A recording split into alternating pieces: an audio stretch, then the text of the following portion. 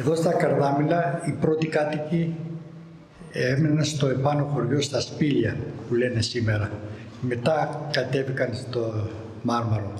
Η ασχολία τους ήταν με την γεωργία και την κτηνοτροφία. Σε μια εποχή που υπήρχε ανιδρία και δεν είχε, τα πηγάδια είχαν στερέψει, πήγανε και βρήκανε τον Όσιο, έτσι λέει, Όσιο Νικηφόρος, ο οποίος λεγόταν Γεώργιος ή Μελιζάνης, και τον παρακάλεσαν να προσευχηθεί στο Θεό για να βρέξει. Ο Όσιος Νικηφόρος, αντί να τους απαντήσει, από εκεί που ασκήτευε στο μέρος Κόφινας λέγεται, άπλωσε το χέρι του και είδε το λιμάνι κάτω και τους λέει: «Πατριώτες, φίλοι μου, αυτή η τράφος θα σας σώσει». Και έτσι ξεκίνησαν οι Καρδαμυλίτες να ασχοληθούν με τη θάλασσα και να κάνουν τα πρώτα καΐκια και μετά την αξιόλογη εμπορική ναυτιλία της Ελλάδος που δημιούργησαν με τα πλοία τους. Τα Καρδάμυλα βρίσκονται στο βορειοανατολικό άκρο του νησιού της Χίου. Είναι το χωριό μου. Χήμαροι και πεδιάδες απλώνονται μέσα του, βουνά και κόλποι το περικλίνουν. Βλυχάδα, Αναγός, Γιώσονας, Άμπελος, οικισμοί πλάι στη θάλασσα. Η ζωή εδώ είναι άρρηκτα δεμένη με τη θάλασσα. Το επάγγελμά μου από μικρός ήθελα να γίνω καπιτάνιος και έγινα καπιτάνιος. Όλοι μας εδώ στο χωριό θέλαμε τη θάλασσα και θέλαμε να γίνουμε καπιτάνοι. Μηχανικός δεν υπήρχε τότε τα χρόνια μου. Όλοι γινόμαστε πλοιάρχοι. Και αυτό το επάγγελμα το ακολούθησα, μ' άρεσε, γιατί από μικρός ήμουν μες στη θάλασσα, μες στις βάρκες, μες στα καΐκια και ήθελα να ακολουθήσω αυτό το επάγγελμα. Ποια είναι η πρώτη λέξη που σας έρχεται στο μυαλό όταν ακούτε τη λέξη θάλασσα? Καράβι. Ψάρι. Πέτρας. Ναι. Κοχύλια. Ωκεανός. Άμμος. Μπαμπάς. Μπαμπάς. Ο μπαμπάς σου είναι ναυτικός? Ναι. Πώς τον λέει? Κώστα. Ο μπαμπάς μου, ο κύριος Κώστας, ο κύριος Έκτορας, ο κύριος Σπύρος, ο κύριος Γιάννης, ο κύριος Νίκος και τόσοι άλλοι Καρδαμυλίτες πριν από αυτούς ακολούθησαν τους δρόμους της θάλασσας. Ανοίχθηκαν στα πέλαγα, αξιοποιώντας την ευφυΐα τους και τις εμπορικές τους ικανότητες και έφεραν πλούτο και ευημερία στις οικογένειές μας και στον τόπο μας. Ο καπετάνος Τέλειος Γένερος επισκέφτηκε το σχολείο μας για να λύσει απορίες μας για το επάγγελμα του ναυτικού και να μοιραστεί μαζί μας τις ιστορίες από τη θάλασσα. Έχω πάει σε 102 κράτη, όχι λιμάνια, σε 102 κράτη. Δηλαδή έχω περάσει όλη την Ευρώπη, όλη την Αμερική, από την Κεντρική Αμερική μέχρι κάτω την Νότιο Αμερική, Ασία, όλα τα νησιά, 102 κράτη. Η ναυτοσύρνη είναι συνώνυμο των Καρδαμύλων, γι' αυτό στο Μάρμαρο το επίνιο του χωριού μας δεσπόζει το άγαλμα του Καρδαμυλίτη ναυτικού, που αγναντεύει το πέλαγο, κρατώντας στα χέρια του τα κιάλια του. Εγώ σαν πλοίαρχος είχα και ένα ναυτικό όργανο το οποίο ήταν απαραίτητο για να βρίσκουμε το στίγμα του πλοίου, λέγεται εξάντας. Αυτός είναι ο εξάντας, λέγεται. Με αυτό το όργανο βλέπαμε τον ήλιο και με αυτό το γυρίζαμε και φέραμε τον ήλιο στον ορίζοντα ή το αστέρι. Εμείς χωρίς ήλιο και χωρίς αστέρια δεν ξέραμε που είμαστε. Αν δεν είχε ομίχλη, αν είχε συννεφιά και δεν έβγαινε ο ήλιος, δεν ξέραμε που είμαστε. Περίπου.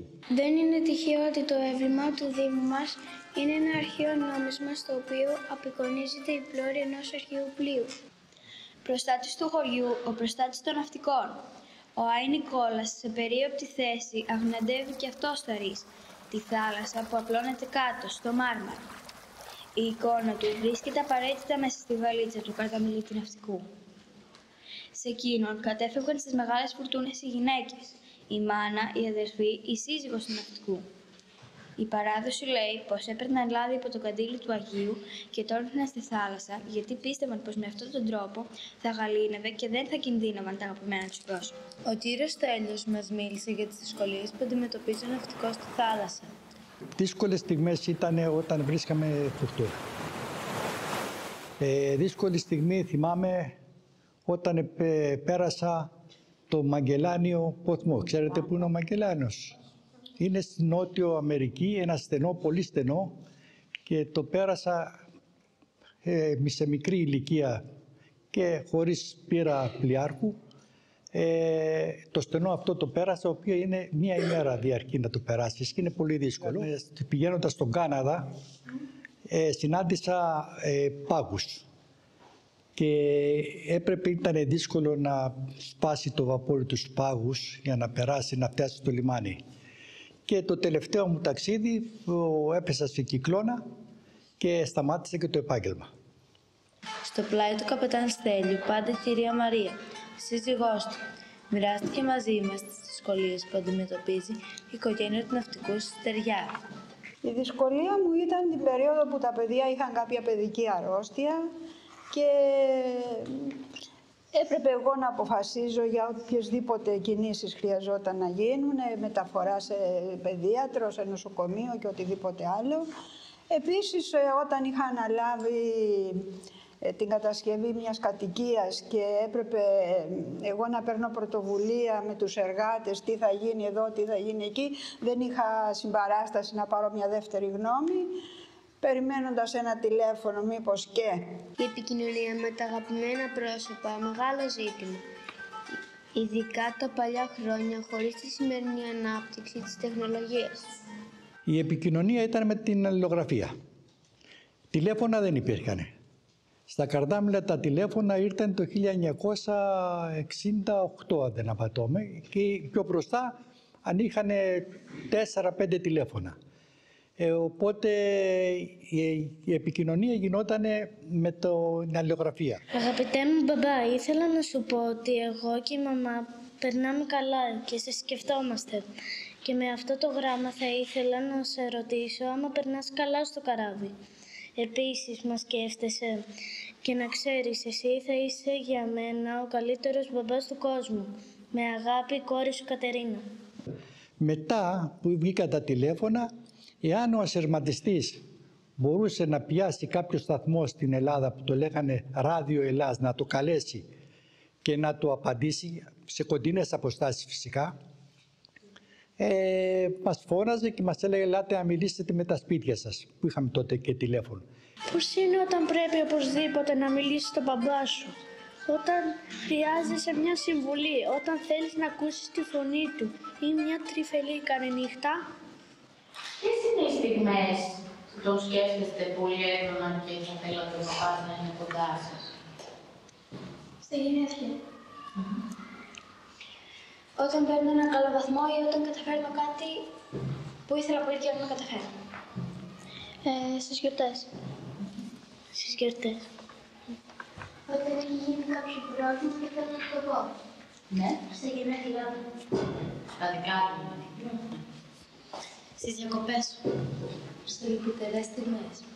Πόσο συχνά επικοινωνείτε, είναι εύκολη η επικοινωνία? Δεν θα έλεγα ότι είναι τόσο εύκολη. Ανά μια εβδομάδα. Μια εβδομάδα. Ανά ένα μήνα. Ανά ένα μήνα. Ανά 2 μέρες. Κάθε 2 μέρες? Είναι ανάλογα το μέρος. Αν είναι κάπου που δεν πιάνει το τηλέφωνο, μήνας. Αν είναι κάπου πιάνει εβδομάδα, μέρες. Ό,τι και να είναι, ο μπαμπάς λείπει, δεν είναι εδώ. Δεν είναι εδώ. Η απουσία. Πάντα στην οικογένεια ενός ναυτικού παραμονεύει η απουσία. Και ο αποχωρισμός. Μπαμπά, πού πας? Είστε πέραν. Θα γυρίσει στην άδεια. Δεν ξέρω. Θα μας φέρεις δώρα όταν έρθεις? Ο μπαμπάς θα φύγει και κάποιους μήνες. Θα σε φέρει πολλά δώρα. Θα τον παίρνουμε εμείς βιντεοκλήση, να μιλάμε, να βλέπουμε άμα είναι καλά, να του λέμε πώς περνάτε εσείς στο σχολείο. Ναι, και δεν είναι ανάγκη να στεναχωριέστε. Τώρα ο μπαμπάς σας θα φύγει, θέλετε να τον πάρετε μια αγκαλιά?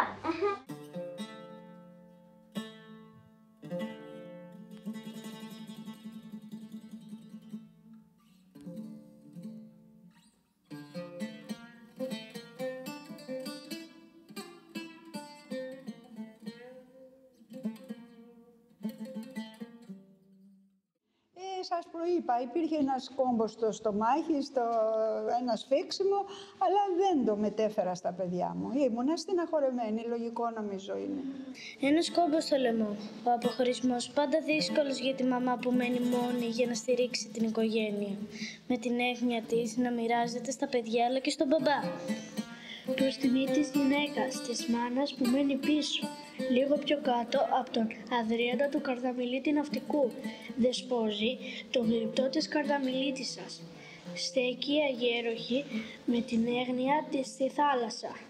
Με το ένα χέρι της στο μέτωπο αγναντεύει το πέλαγο και με το άλλο κρατά κοντά στο στήθος της το μαντίλι του αποχαιρετισμού.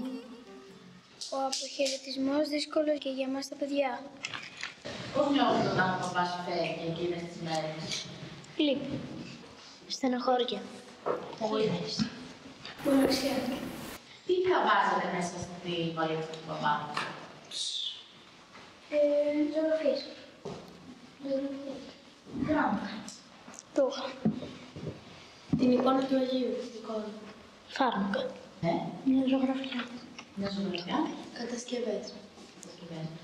Αν έπρεπε να βάλετε κάτι που δεν είναι υλικό, αν βάζετε ένα συναίσθημα, ένα τραγούδι, μια σκέψη, σκέφτεστε τι θα ήταν? Η αγάπη. Ναι. Να έχει καλές θάλασσες. Μια σκέψη. Χαρά για τις δύσκολες στιγμές. Φωτογραφίες. Φωτογραφίες σας. Κουράγιο.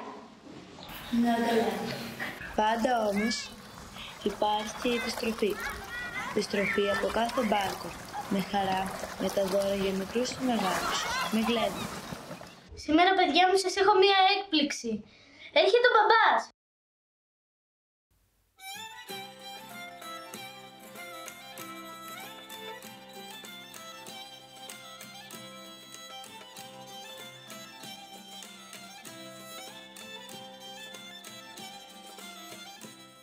Ναι, στα παιδιά μου έφερνε παιχνίδια, ρούχα, τα τζιν τότε που είχαν πρωτοβγεί.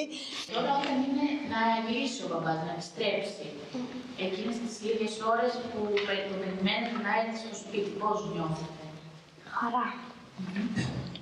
Θέλω στο μάχη. Κλάνω τη χαρά. Ενθουσιασμό που δεν ξαναβάφω. Ανυπομονησία. Εκείνη την πρώτη μέρα όλοι μαζί τι κάνετε συνήθως? Βλέπουμε ταινίες. Παίζουμε επί τραπέζια. Ανοίγουμε το δώρο που μας φέρνει.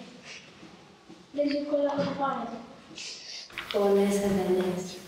Αμέτρητα τα όνειρα του ναυτικού που γεννιούνται πάνω στο καράβι που αρμενίζει, αλλά μένουν σε αναμονή. Η θάλασσα επικίνδυνη, αλλά και πλανεύτρα. Πρέπει να την αγαπάς για να την ακολουθήσεις, όπως μας είπε ο καπετάν Στέλιος. Και το καράβι, η μοίρα του Καρδαμιλίτη, η ίδια του η ψυχή. Και μετά από τα μεγάλα ταξίδια, μετά από φουρτούνες και μπουνάτσες, φτάνει εκείνη η ευλογημένη μέρα της οριστικής επιστροφής στη γενέθλια γη, το νόστιμο νύμ. Ο Οδυσσέας απαρνήθηκε ακόμη και την Αθανασία για χάρη του νόστου. Ένα όνειρο, να όταν βγω στη σύνταξη να έχω μία βάρκα και ένα περιβόλι. Το καλοκαίρι να ασχολούμαι με τη βάρκα και το χειμώνα με το περιβόλι, τα οποία έχω και τώρα. Θάλασσα τρώει το κορμί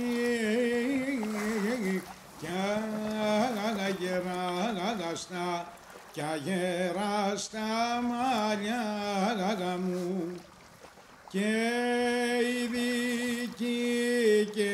δική σου η αιμορφιά